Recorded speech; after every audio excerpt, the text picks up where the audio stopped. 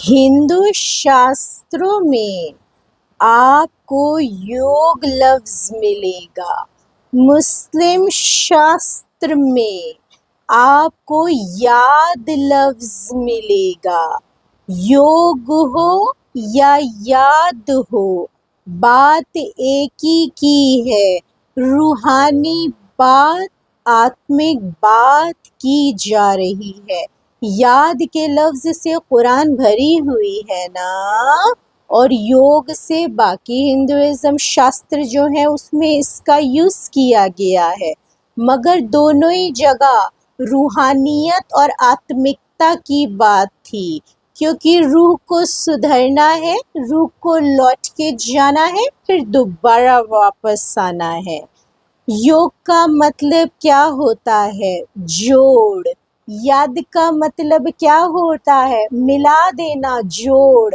दोनों का मतलब जोड़ होता है। किसका जोड़? किससे जोड़? रूह का रब से जोड़, आत्मा का परमात्मा से जोड़। और इस जोड़ में तोड़ भी लग जाता है। किसका?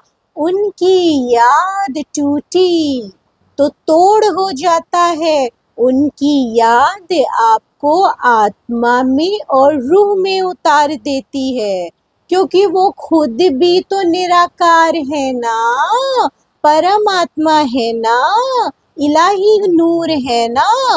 वो विदेही है, बेजिस्मी है। जिसको जिस्म नहीं, वो जिस्म में नहीं उतारता, वो रूह में उतारता है। इसीलिए उसे रूहों का रब परमात्मा कह देते हैं। जिसको जिस्म होता है वो जिस्म में खींच लेता है। इसीलिए सोच के सोचना, सोच के याद करना, किसको याद कर रहे हैं। एक प्रैक्टिकल चीज देखना। लोग कहते हैं ना, जो जिसको ज्यादा याद करता है उसकी हरकतें भी वैसे ही हो जाती हैं। बहुत गहरे रूहानी कनेक्शन होते हैं, बहुत गहरे। अच्छा सुनिए, तो कहते नहीं है ना, आज भैया सही योग निकालो जब अच्छा योग बैठे। अरे जी, योग आपके सारे अच्छे हो जाएंगे, आप उनको याद करिए। याद ही योग है। उनको याद करेंगे, वो सब अच्छे से कर देंगे। क्योंकि आपके काम जो खराब हो जाते हैं ना, वो अपने हिसाब किताब होते हैं। उनकी याद आपके हिसाब किताब के पाप को भस्म कर देती है।